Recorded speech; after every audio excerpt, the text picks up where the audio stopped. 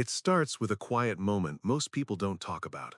That moment when you lace up your shoes, step outside for a walk, and realize the walk that once felt refreshing now feels different. Your knees talk back. Your balance feels a little unsure. Your energy runs out sooner than it used to. And somewhere in the back of your mind, a question whispers, is this really enough anymore? If you're over 60, that question matters more than you may realize. Welcome. I'm glad you're here. You're listening to the Healthy Senior Lab, a place built on real science, real-life experience, and deep respect for the years you've earned. This isn't about chasing youth or pretending aging doesn't exist. It's about learning how to move, live, and feel better in the body you have today, the one that has carried you through decades of work, family, stress, joy, loss, and resilience. Today, we're talking about something that surprises a lot of people. Walking has long been praised as the gold standard for senior fitness. Doctors recommend it, friends swear by it, and yes, walking is good. But for many adults over 60, it is no longer enough on its own. In fact, there are several exercises that, according to surgeons and geriatric specialists, can be far more effective than walking when it comes to protecting your joints, preserving strength, preventing falls, and maintaining independence. This matters because independence is not an abstract idea. It's being able to get up from a chair without help. It's carrying groceries without fear. It's climbing stairs without gripping the railing like a lifeline. It's waking up in the morning with that heavy stiffness that makes the day feel hard before it even begins. Before we go any further, let me say this clearly. This is not about pushing your body beyond its limits. It's about choosing smarter movement, movement that respects your joints, strengthens what actually weakens with age, and supports the way your body truly functions now. As we settle in, I want you to imagine something. Picture yourself 5 years from today. Not in a dramatic way, just ordinary life. How do you move through your day? Do you feel steady on your feet? Do you trust your body? Or are you constantly negotiating with it, bracing for pain, fatigue, or imbalance? That future is shaped by what you do now, and the good news is it's not too late, not even close. For decades, walking has been promoted as the safest and simplest exercise for older adults. Surgeons agree it has value, especially for cardiovascular health and mental clarity. But they also see its limitations every single day in the operating room and recovery clinic. Walking does very little to stop muscle loss. It does almost nothing for balance once decline has begun. And it doesn't challenge the bone density or joint stability that quietly erodes with age. What actually sends seniors into surgery is not a lack of steps, it's falls, weak hips, unstable knees, poor core strength, reduced reaction time. These are the things that change lives overnight. So today, we're exploring 5 exercises that surgeons often wish their patients had done years earlier. Exercises that build strength where it truly matters. Exercises that protect joints instead of wearing them down. Exercises that can be done safely at home, at your own pace, without expensive equipment or athletic pressure. Let's begin gently. The first movement focuses on something most people don't think about until it's gone: the ability to stand up. Every surgeon who treats older adults will tell you this. The sit-to-stand movement is one of the strongest predictors of longevity and independence. If you struggle to rise from a chair without using your hands, that's not a minor inconvenience, it's a warning sign. This exercise looks simple, almost too simple. You sit in a sturdy chair, your feet are planted firmly on the ground, your chest is upright. Then, slowly and with control, you stand up. And just as slowly, you sit back down. That's it. But here's where it becomes powerful. You're not using momentum. You're not dropping back into the chair. You're teaching your thighs, hips, and core to work together the way they were designed to. These muscles are the shock absorbers of your body. When they weaken, your knees suffer, your balance suffers, your confidence suffers. Surgeons love this movement because it mimics real life: getting out of bed, standing from the toilet, rising from the couch. Walking doesn't train this. Sitting and standing does. At first, you may only manage a few repetitions. That's okay. Progress here is not about speed or volume. It's about control. Over time, this single movement can dramatically reduce fall risk and improve joint stability more than miles of walking ever could. Now, let's shift to something even more underestimated: balance. Most falls do not happen because someone was doing something dangerous. They happen during ordinary moments: turning too quickly, reaching for something, stepping on an uneven surface. Balance is not just about the legs. It's about communication between your brain, your core, and your feet. One of the surgeon-approved balance exercises is standing on one leg. It sounds almost laughably basic until you try it. Stand near a counter or sturdy chair. Lift one foot slightly off the ground and hold. At first, you might wobble. Your body may tense up. That's not weakness. That's awareness returning. Tiny stabilizing muscles in your ankles and hips are waking up after years of being ignored. Walking moves you forward in a straight line. Life does not. Balance training prepares you for the unexpected. Over time, this exercise improves reaction time, joint alignment, and confidence. And confidence changes how you move. People who trust their balance move more freely. That alone reduces fall risk. Now let's talk about something that walking barely touches at all: upper body strength. As we age, we lose muscle mass in the arms and shoulders faster than most people realize. This affects daily tasks like lifting laundry, opening jars, pushing doors, and catching yourself during a stumble. One of the safest and most effective exercises here is the wall push-up. You stand facing a wall, hands placed against it at chest height.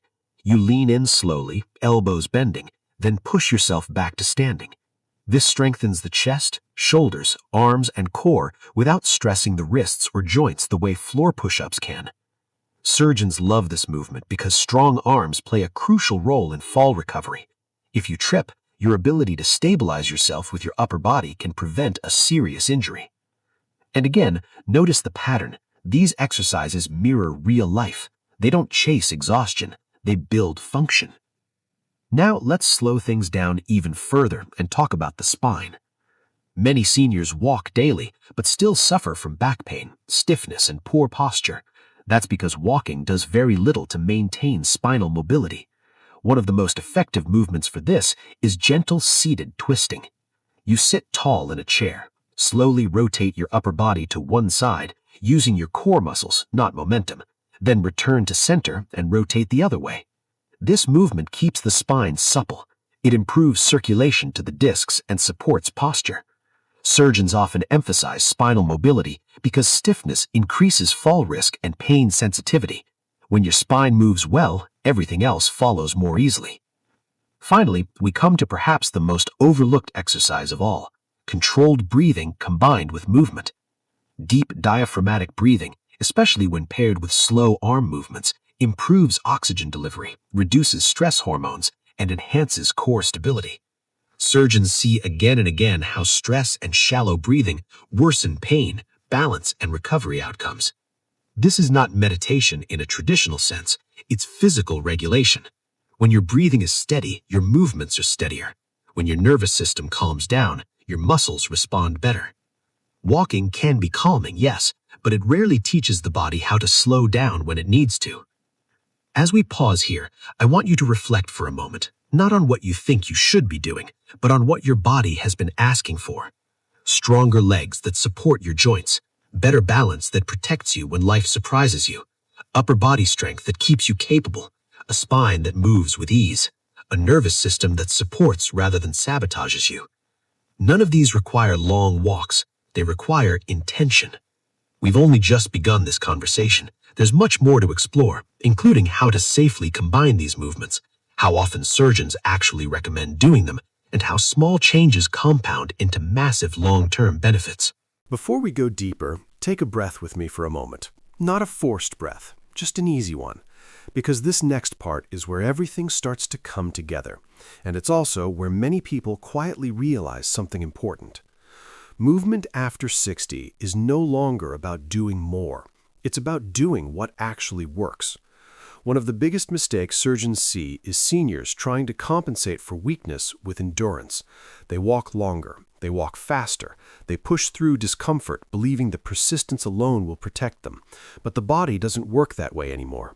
Past a certain age, weakness doesn't get fixed by repetition.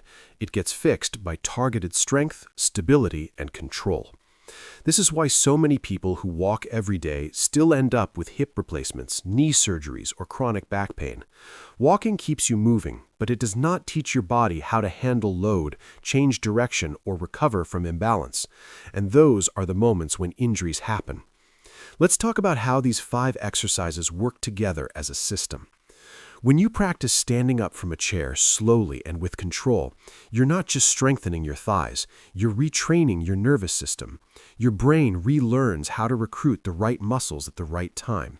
This coordination is what allows you to step off a curb safely or catch yourself if you stumble. Surgeons often say that strength without coordination is fragile. This movement builds both. Balance work, like standing on one leg, deepens that coordination. At first, it can feel frustrating. You may think, I used to be able to do this without thinking. That's exactly the point.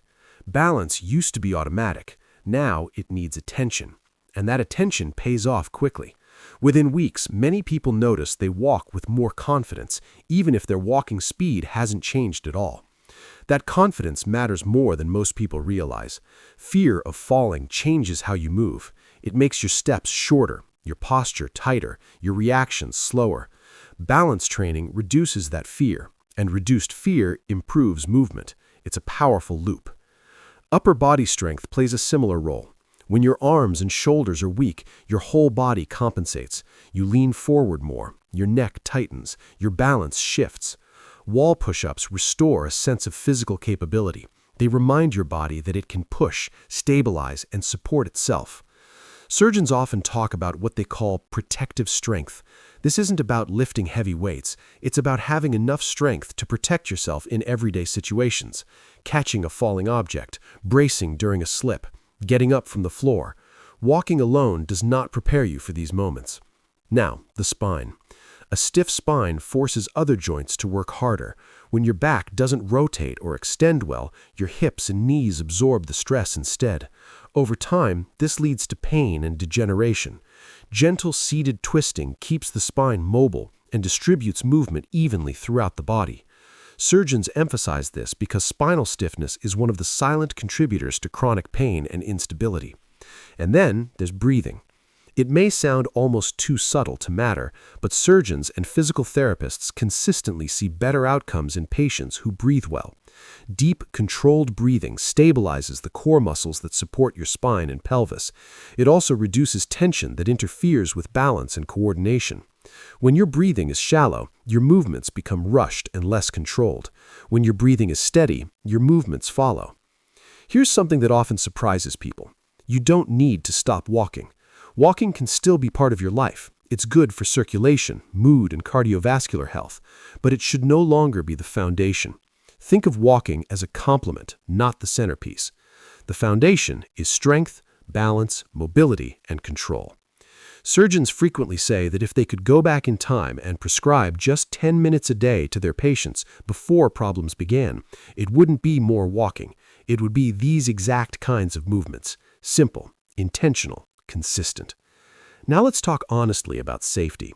If you're dealing with joint pain, arthritis, or past injuries, these exercises should feel supportive, not punishing. There should be effort, yes, but never sharp pain. Discomfort that eases as you warm up is normal. Pain that worsens is not. Surgeons stress this distinction because pushing through pain does not build resilience at this stage of life. It builds damage. Progress is measured in quality, not quantity.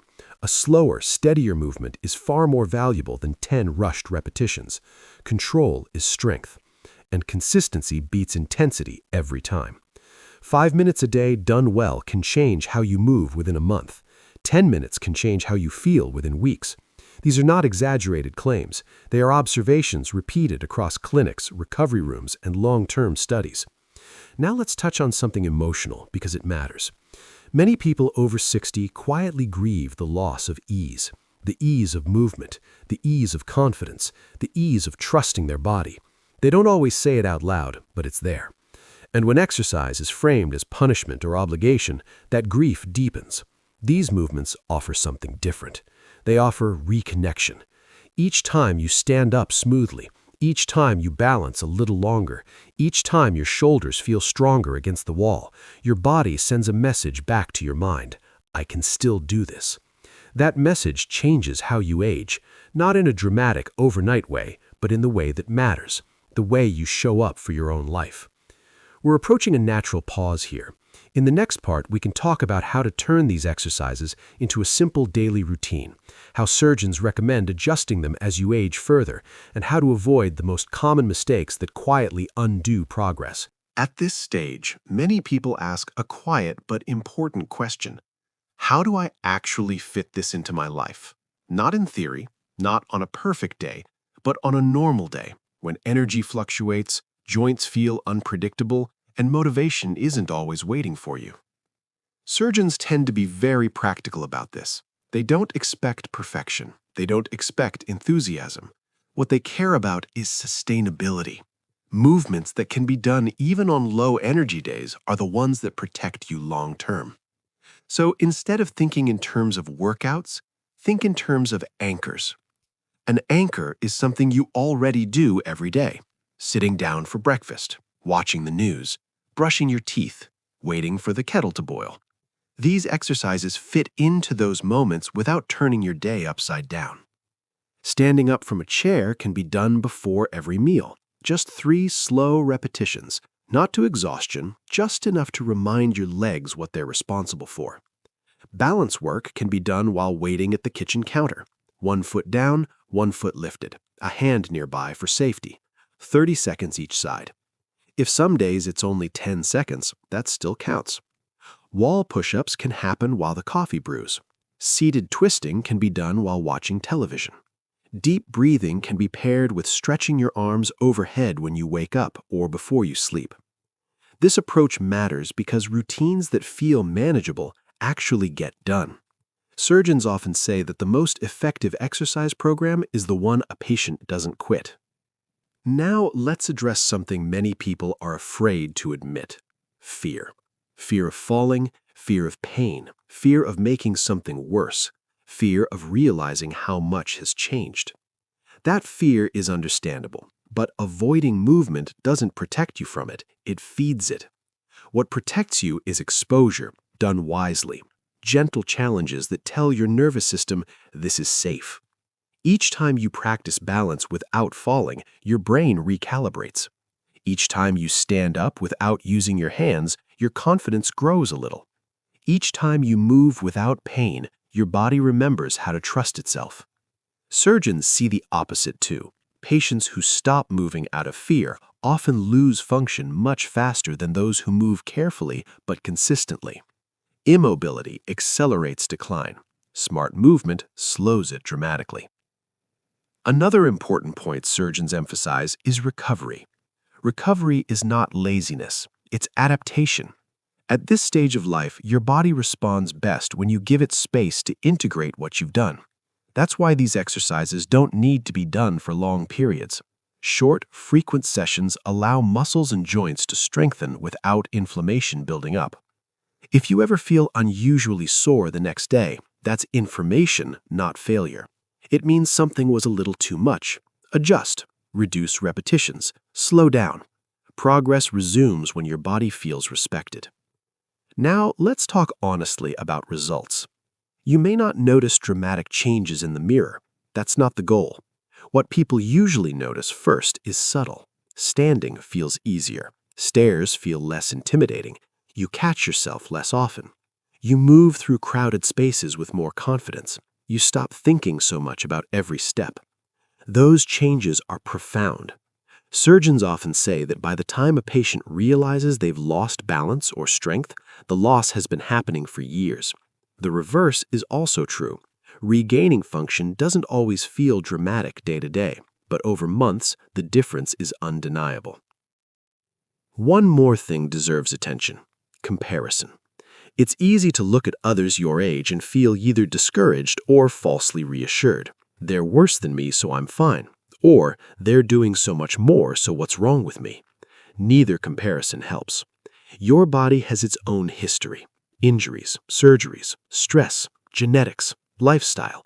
What matters is not how you compare, but whether you are supporting your own system in the ways it needs now.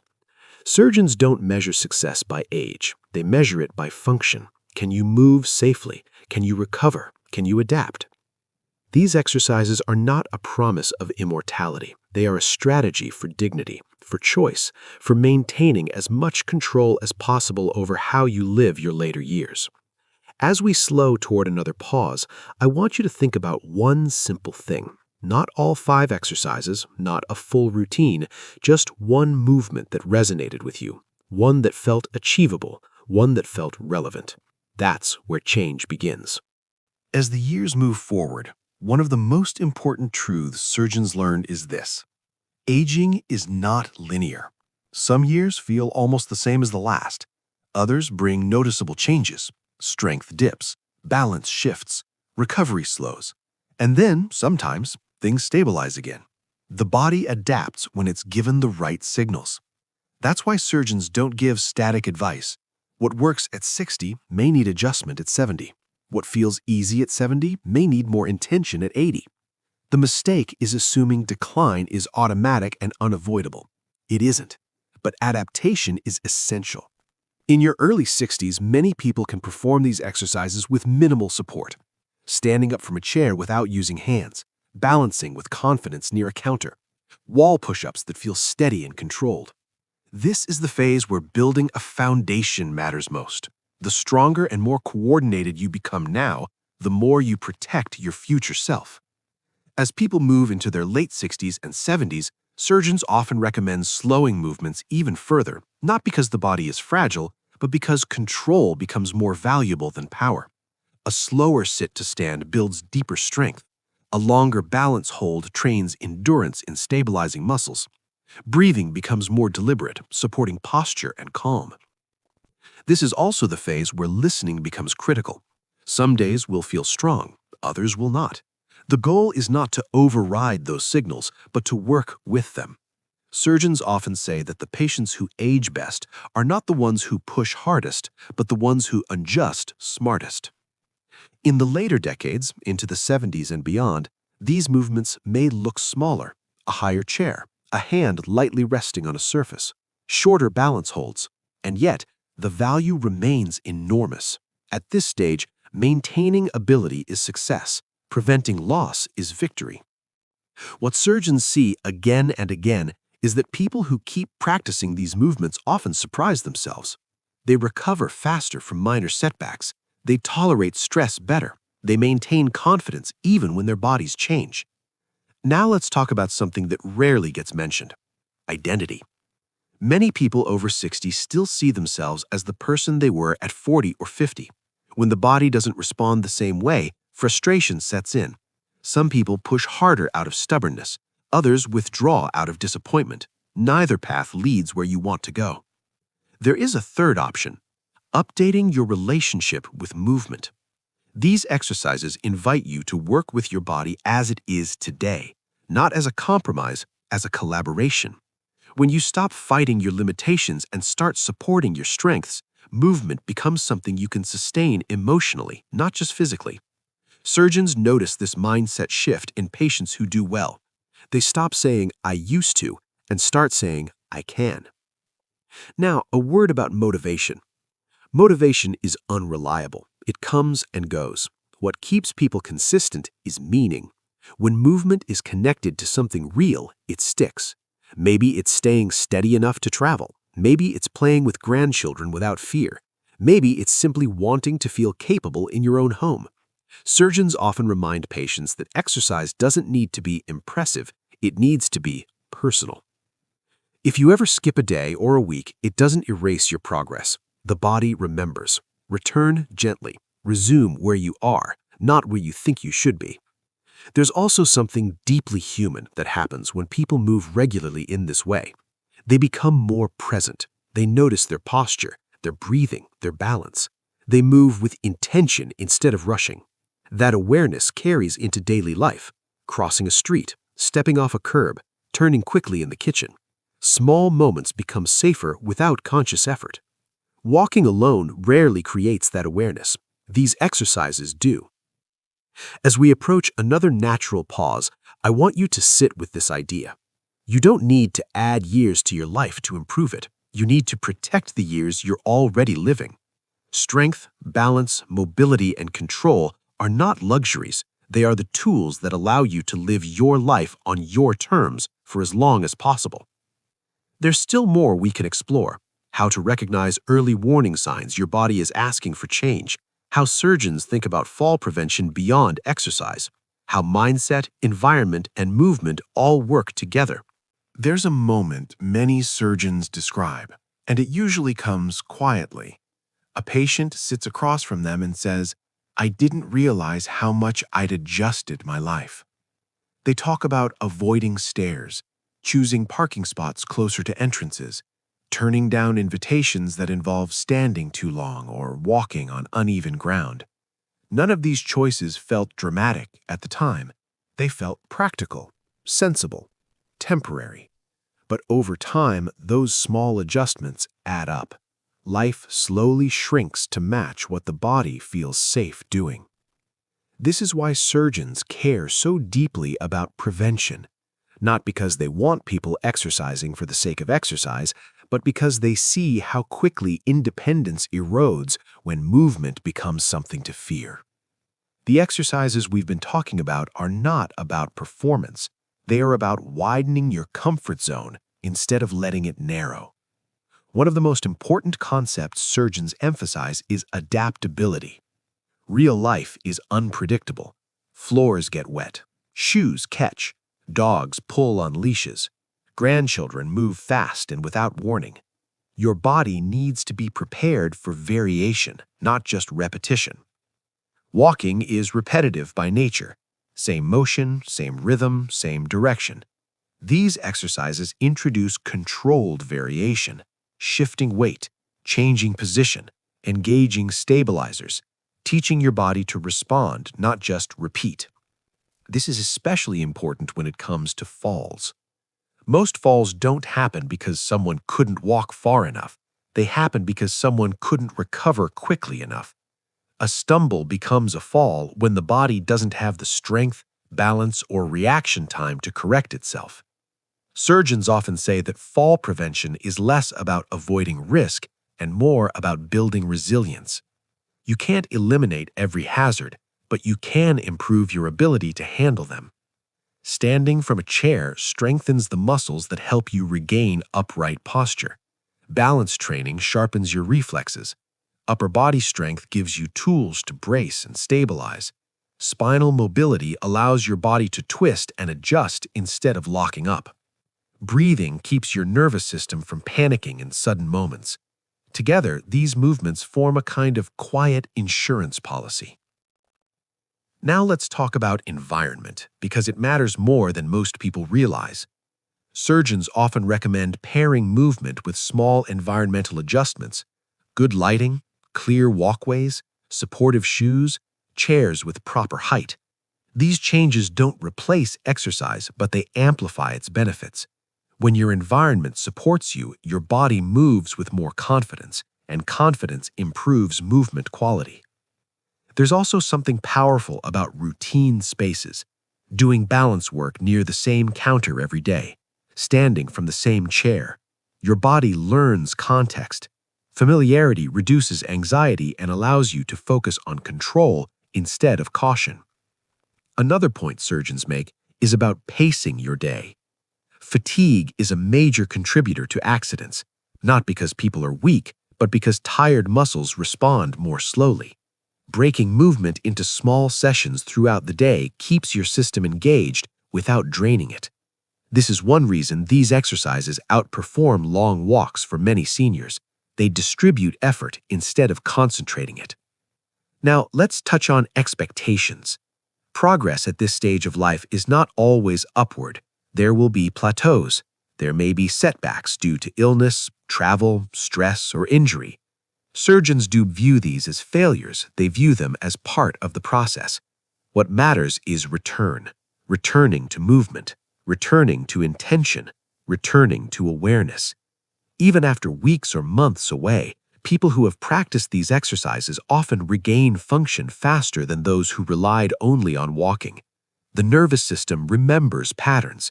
Strength returns more readily when it has been built before. This is one of the most hopeful observations surgeons share. The body is more resilient than we give it credit for when it's trained appropriately. There's also something powerful about a routine shift that happens over time. Many people begin to feel less anxious about their bodies. They stop scanning for pain constantly. They move more freely. That mental freedom is just as important as physical improvement. When movement stops being a threat, life opens up again. As we near another pause, I want you to notice something. Nothing we've discussed requires youth, athleticism, or perfection. It requires attention, patience, and a willingness to meet your body where it is. That's a powerful place to stand. There's still one more layer we can explore: how these movements support long-term brain health, how surgeons see the connection between movement and cognitive resilience, and how staying physically capable supports emotional well-being as much as physical safety.